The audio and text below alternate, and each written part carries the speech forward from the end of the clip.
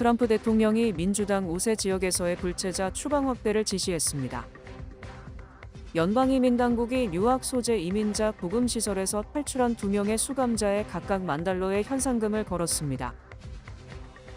갱단원으로 살인 혐의를 저질러 14년 동안 교도소에서 복역하다 모범적인 수감 생활로 지난 2020년 가석방된 한인 저스틴 정 씨가 이민당국으로부터 체포됐습니다. 뉴저지 한국학교 어린이합창단이 창단 10주년을 맞아 오는 21일 뉴욕의 세계적인 공연장인 카네기홀에서 특별 기념 공연을 개최합니다. 모두가 누릴 수 있는 권리, 바로 아름다움입니다. 키스는 누구나 더 쉽고 당당하게 자신의 아름다움을 즐길 수 있는 세상을 꿈꿉니다. 키스는 우리 모두의 미래가 더 아름답게 빛날 수 있도록 최선을 다할 것입니다.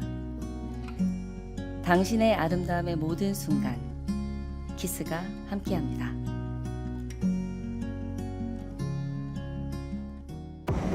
당신의 첫 전기차 고민되시나요? 전문가는 답을 알고 있습니다. 틀을 깬 스타일, 시대를 이끄는 테크놀로지, 드라이빙의 즐거움까지.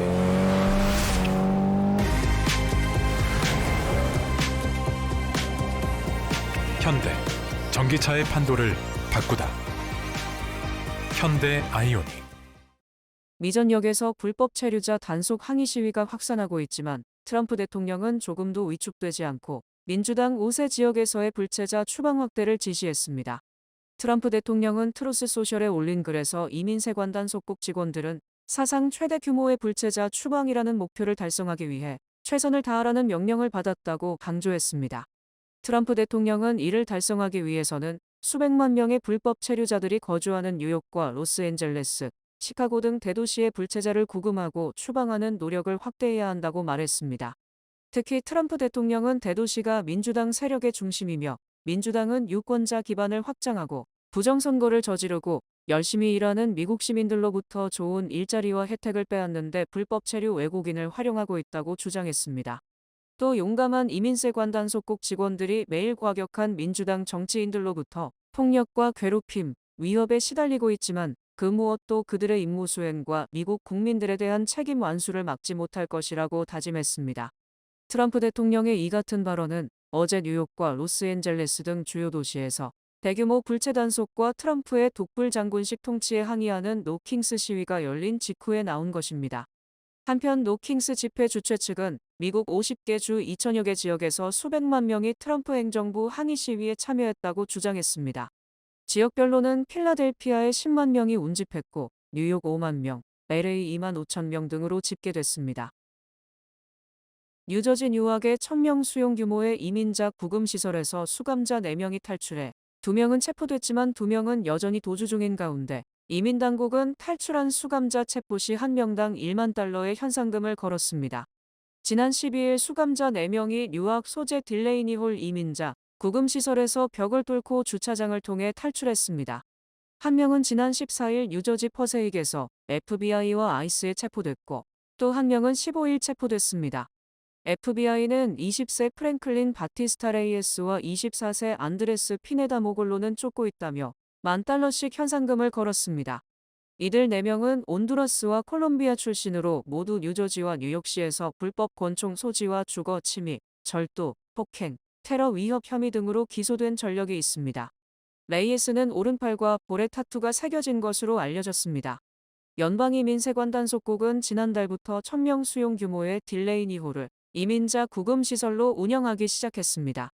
앤디 김 연방상원의원은 13일 기자회견을 열고 수감자들이 시설 내 일어난 반란을 틈타 벽을 뚫고 탈출한 것이라고 지적했습니다. 이에 대해 국토안보부는 시설 내 반란은 없었다고 반박했습니다. 갱단원으로 살인 혐의를 저질러 14년 동안 교도소에서 복역하다 모범적인 수감 생활로 지난 2020년 가석방된 한인 저스틴 정 씨가 이민당국으로부터 체포됐습니다. 청소년 시절 저지른 범죄로 복역했다가 감형과 가석방을 통해 자유의 몸이 된 35세 한인 저스틴 정 씨가 지난 13일 잦은 출국을 앞두고 집 앞에서 아이스 요원들에게 체포됐습니다. 지난 2023년에 추방령을 받은 정 씨는 그의 아내와 합법적 절차에 따라 자진 추방을 준비하고 있던 중 아이스에 체포돼 가족과 커뮤니티가 큰 충격에 빠졌습니다. 2살 때 가족들과 함께 미국으로 이민 온 정 씨는 서부 로스앤젤레스에서 비디오 가게를 시작으로 작은 옷 가게를 운영하던 이민자 부모 밑에서 성장했습니다. 밤낮으로 일하던 부모님으로 인해 늘 홀로 집에 남겨졌던 정 씨는 고등학생 때 한인갱단 한국보이즈에 가입했습니다. 이후 정 씨는 2006년 열린 파티에 참석했다 중국계 갱단과 싸움이 붙었고, 이때 정 씨가 가한 총격의 일반인 한 명은 머리에 총 맞고 사망했고, 한 명은 목, 턱 등에 총 맞았지만 생존했습니다. 1급 살인죄가 적용된 정 씨의 징역 82년형이 선고됐습니다. 교도소에 수감된 정 씨는 성경 공부를 시작하며 지난날 자신의 죄를 반성하고 교도소에서 모범적인 수감 생활을 통해 감형받아 지난 2020년에 출소했습니다. 한편 정 씨의 아내는 법적 도움과 곧 태어날 아이를 위해 고펀드미 사이트를 개설, 모금 활동을 벌이고 있습니다. 뉴욕시장, 감사원장, 시의원 후보 등을 뽑는 뉴욕시 예비선거 조기 투표가 지난 주말부터 시작된 가운데 6만 명 이상이 투표에 참여하며 이번 선거에 대한 뜨거운 관심을 나타냈습니다. 뉴욕시 선거관리위원회에 따르면 시 예비선거 조기 투표 첫 주말 동안 6만 6,361명이 투표에 참여했습니다. 선관위는 14일과 15일 양일간 투표율은 지난 시장 경선이 치러졌던 2021년 예비선거 투표율의 약 2배에 달한다고 밝혔습니다. 보로별로 브루클린이 가장 많이 투표했고, 맨해튼, 퀸즈, 브롱스, 스태튼 아일랜드 순으로 투표소를 찾았습니다. 올해 뉴욕시장 민주당 예비선거에서는 앤드류 쿠오모 전 뉴욕주지사와 조런 맘다니 뉴욕주 하원 의원의 치열한 맞대결이 예측됐습니다. 조기 투표는 오는 22일까지 실시되며 예비선거일은 24일 오전 6시부터 오후 9시까지 실시됩니다. 뉴저지 한국학교 어린이합창단이 창단 10주년을 맞아 오는 21일 뉴욕의 세계적인 공연장인 카네기홀에서 특별 기념 공연을 개최합니다. 창단 10주년을 맞은 뉴저지 한국학교 어린이합창단이 오는 21일 오후 7시 30분 뉴욕 카네기홀 젠켈홀에서 특별 기념 공연을 엽니다. 단장 황현주 교장을 중심으로 운영되는 합창단은 미국에서 태어난 한인 2세 어린이들로 이루어졌으며, 이번 공연은 지난 10년간 큰 사랑을 받아온 대표곡들을 중심으로 꾸며질 예정입니다. 특히 한미 정상회담에서 양국 대통령 앞에서 선보였던 뮤지컬 애니의 투마로우를 포함해 한국어, 영어, 독일어로 부르는 다양한 장르의 곡들이 포함됩니다. 합창단은 지금까지 UN 본부, 백악관, KBS 부르의 명곡 등 여러 공식 무대에 오르며 한국과 미국을 잇는 차세대 문화사절단의 역할을 해왔습니다. 황 교장은 한국 학교 학생들이 독자적으로 카네기홀 무대에 서는 것은 처음이라 더 의미 있다며 앞으로도 한국 문화를 세계에 널리 알리는 데 앞장서겠다고 밝혔습니다. 생후 3개월 아들을 사망에 이르게 한 혐의로 재판을 받아온 뉴저지 한인 여성 그레이스 유 씨에게 징역 5년형이 선고됐습니다. 13일 뉴저지 주법원 버겐카운티 지법은 유 씨에게 적용된 2급 과실치사 혐의에 대해 유죄 결정을 내리고 징역 5년형을 선고했습니다. 이날 유 씨 선고가 내려진 주법원 버겐카운티 지법에는 한인 200여 명이 참석해 법정을 가득 메웠습니다. 법정에 출석한 유 씨는 최후 진술에서 어린 두 아이와 가족이 너무나 그립다. 가족의 품에 돌아갈 수 있는 기회를 내려주기를 간절히 바란다고 눈물로 호소했습니다. 그러나 버겐카운티 검찰 측은 부검 결과 등 과학적 증거들은 유 씨가 생후 3개월 어린 아들의 사망에 책임이 있음을 보여주고 있다며 구형에 대한 사유를 밝혔고, 결국 재판부의 유죄 선고 및 형량이 내려졌습니다. 유 씨는 지난 2022년 5월 체포돼 3년 넘게 수감 중이기 때문에 이를 반영하면 내년 7월 가석방이 가능할 전망입니다. 미네소타주에서 주의원 2명을 상대로 한 총격 사건이 발생해 주의원 부부가 사망하고 다른 주의원도 총격으로 부상을 입었습니다. 지난 14일 새벽 미네소타주 미니애폴리스 외곽 브루클린 파크에 위치한 멜리사 홀트먼 의원의 집에 괴한이 침입, 주의원 부부에게 총격을 가해 부부 모두 목숨을 잃었습니다. 멜리사 홀트먼 의원은 민주당 소속으로 6년간 미네소타주 하원 의장을 지냈으며 2023년에는 임신 중지 권리를 확대하는 법안과 관련해 주도적인 역할을 한 거물급 정치인입니다. 또 인근 도시인 챔플린에 거주하는 존 호프만 미네소타주 상원 의원도 동일한 용의자로부터 총격을 당해 부상을 입고 수술을 받았으며 다행히 생명에는 지장이 없는 것으로 알려졌습니다. 이 사건의 용의자는 57세 백인 남성 벤스 볼터로 사건 직후 경찰이 미니애폴리스 남서쪽 소도시 그린아일에 위치한 볼터의 집 주변을 집중 수색하자 인근 야산으로 도주했다가 하루 만에 경찰에 체포됐습니다.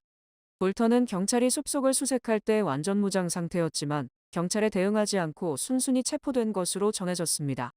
볼터는 범행 과정에서 경찰관 제복을 입고 얼굴을 숨기기 위한 가면도 착용한 것은 물론 차량도 경찰차로 위장한 것으로 드러났습니다.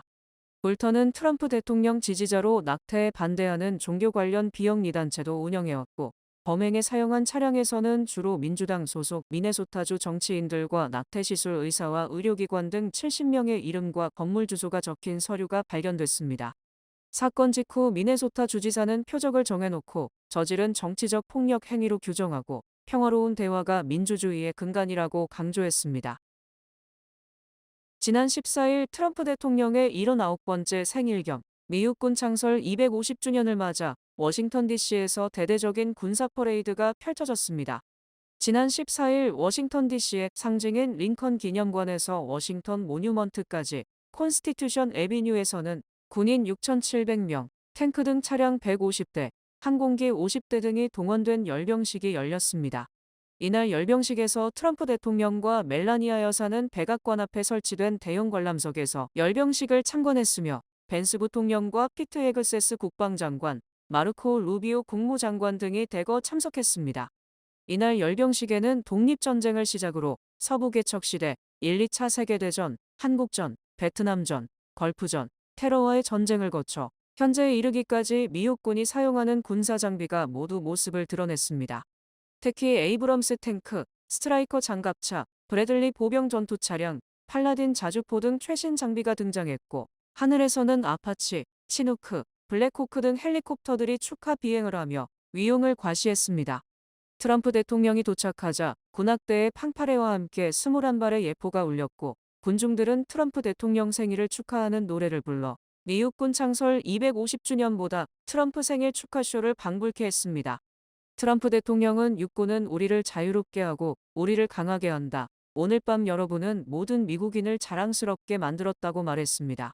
특히 미 육군은 사악한 제국의 심장에 총검을 꽂고 막한 폭군들의 양망을 전차로 짓밟으며 후퇴하게 만들었다. 적들이 미국인을 위협하면 우리 군이 갈 것이고 그들은 완전하고 철저하게 몰락할 것이라는 교훈을 남겼다고 강조했습니다. 하지만 어제 열병식에서 미국군의 행진은 중국, 러시아나 한국 등의 군사 퍼레이드에 절도 있는 모습과는 달리 힘이 빠지고 어깨가 축 처진 모습이어서 주의를 안타깝게 했습니다.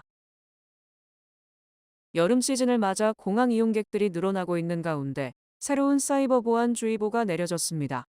교통안전국은 최근 공항 내 USB 충전 포트와 무료 와이파이를 통한 해킹 시도가 증가하고 있다며 이용자들의 각별한 주의를 당부했습니다. 교통안전국에 따르면 해커들이 공항 USB 포트에 악성 소프트웨어를 심어두는 주스제킹 수법이 활개를 치고 있어 공항에서 휴대전화를 USB 포트에 직접 연결하지 말 것을 경고했습니다. 주스제킹은 USB 충전 포트를 통해 사용자 기기에 몰래 접근해 데이터를 탈취하거나 기기를 잠그는 사이버 공격 방식입니다. 당국은 이를 예방하기 위해 공공 USB 포트 사용을 피하고 휴대용 보조 배터리나 신뢰할 수 있는 충전기를 이용하는 것을 권고했습니다. 또한 케이블 연결 시 충전만 하기를 선택하거나 충전 전용 케이블을 사용하는 것도 효과적인 예방법입니다.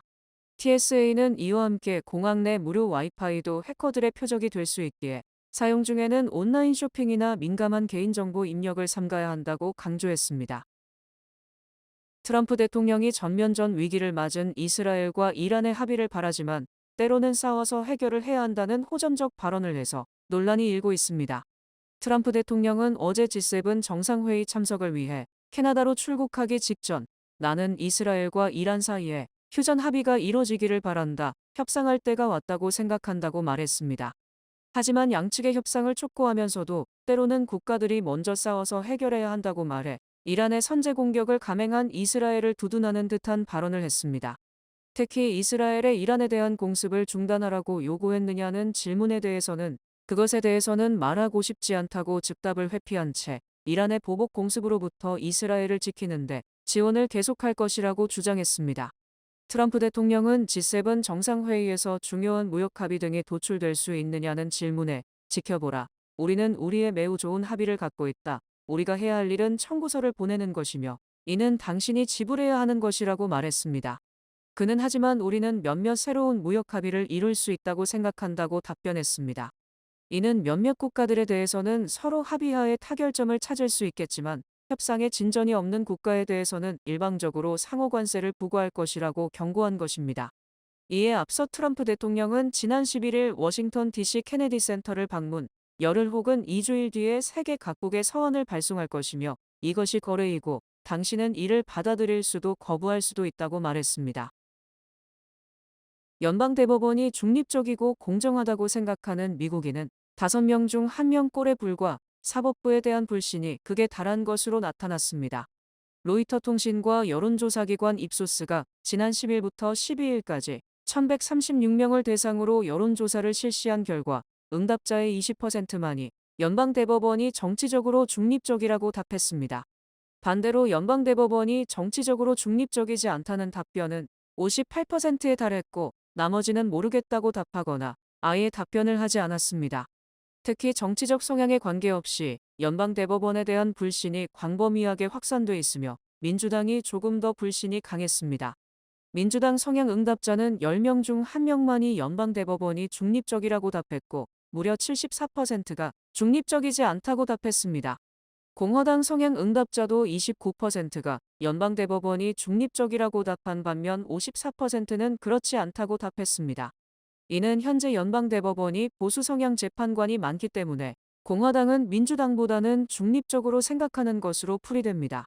또 대법원에 대해 호의적이라고 답한 비율은 44%였으며 공화당 성향 응답자는 67%가 긍정적으로 답한 반면 민주당 성향 응답자는 호의적이라는 답변이 26%에 그쳤습니다. 연방대법원에 대한 호의적인 인식은 지난 2021년 말 같은 조사 때 57%에 달했지만 2022년 6월 연방대법원이 낙태권 인정 판결을 뒤집은 직후 43%로 줄었고 지금도 신뢰를 회복하지 못하고 있는 것입니다. 또 출생시민권 폐지에 대해서는 민주당 성향 응답자 중 84%가 반대한 반면 공화당 성향 응답자 중 반대 답변은 24%에 그쳤고 43%는 출생시민권 폐지를 지지한다고 답했습니다. 트럼프 대통령이 작년 한 해만 무려 6억 달러 이상을 번 것으로 드러났습니다. 트럼프 대통령이 지난 13일 정보윤리위원회에 보고한 재산신고서에 따르면 트럼프 대통령은 장남과 차남이 지난해 9월 설립한 가상화폐 플랫폼 월드리버티 파이낸셜에 투자해서 5,735만 달러를 벌었습니다. 특히 이 회사의 가상화폐 157억 5천만 달러어치를 보유하고 있다고 밝혔으나 이는 어디까지나 추정가이며 실제로 이 가상화폐를 교환할 때 이 정도의 돈을 받을 수 있을지는 미지수입니다.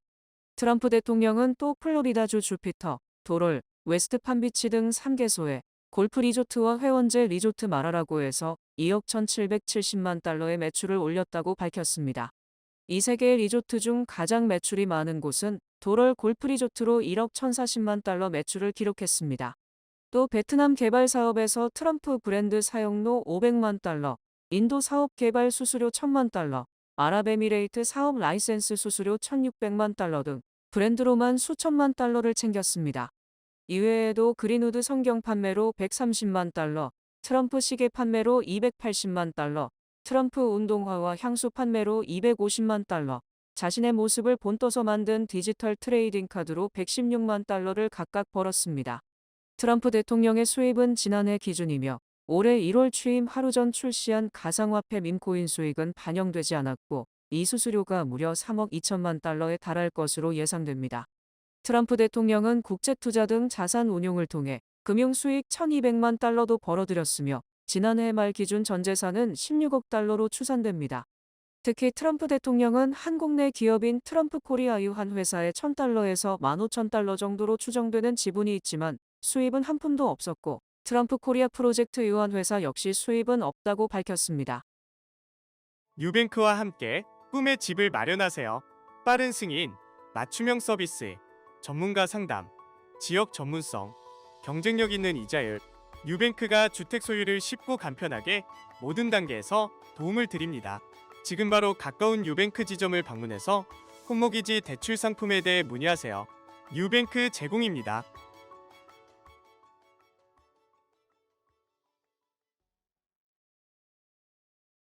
뱅크 오브 호프가 드리는 경쟁력 있는 이자율에 8개월 및 12개월 프로모 플러스 CD. 가까운 뱅크 오브 호프 지점에서 만나보세요. 이 프로그램은 최고의 금융 서비스로 당신을 존중합니다. 뱅크 오브 호프 제공입니다. 주요 단신 전해드립니다. 트럼프 행정부가 자국 상공의 초음속 민간 항공기의 비행을 52년 만에 전격 해제하며 연방항공청은 앞으로 18개월 이내에 초음속기 전용 소음 기준과 규제 개정안을 마련해야 합니다. 트럼프 행정부가 추진 중인 대규모 감세안의 핵심 내용 중 하나인 송금세의 부과 대상에 영주권자도 포함돼 본국에 주기적으로 송금하는 한인 커뮤니티의 우려가 커지고 있습니다. 이스라엘의 이란 공습에 국제 유가가 급등, 전 거래일 대비 장중 최대 14%까지 치솟으며 러시아 우크라이나 침공 이후 3년 만에 최대 폭 상승을 기록했습니다. 전국 농산물 생산의 큰 부분을 차지하는 캘리포니아주 농장을 타깃으로 한 연방 이민 당국의 급습으로 일손이 부족해 농산품 생산과 공급에 막대한 차질이 발생하고 있습니다. 월마트와 아마존이 스테이블 코인을 발행해 은행 및 신용카드에 기반한 전통적인 결제 시스템을 대체하는 방안을 검토하고 있습니다. 코스트코가 오는 6월 30일부터 이그제큐티브 멤버십 회원은 일반 회원보다 최대 1시간 일찍 매장에 입장할 수 있게 영업시간을 조정한다고 발표했습니다. 유럽 최대의 항공우주 기업 에어버스는 2044년까지 전 세계 여객기 규모가 지금의 2배인 49,270대로 늘어날 것으로 내다봤습니다. 뉴스위크가 발표한 2025 아시아태평양 최고 전문병원 순위에 따르면 서울아산병원이 총 9개 평가 분야 가운데 심장, 내분비, 정형 3개 분야에서 1위를 차지했습니다. 날씨 전해드립니다. 화요일인 내일은 대체로 흐리겠습니다. 낮 최고 기온은 70도, 최저 기온은 66도입니다. 해 뜨는 시간은 5시 24분, 해 지는 시간은 8시 30분입니다. 이상으로 주간 날씨와 세계 날씨 전해드립니다.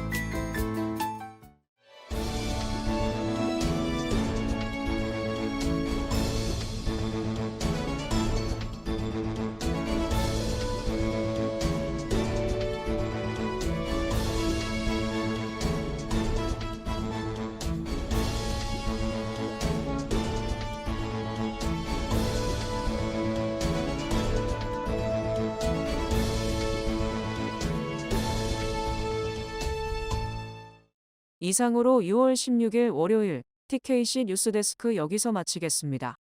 시청해주신 여러분 고맙습니다.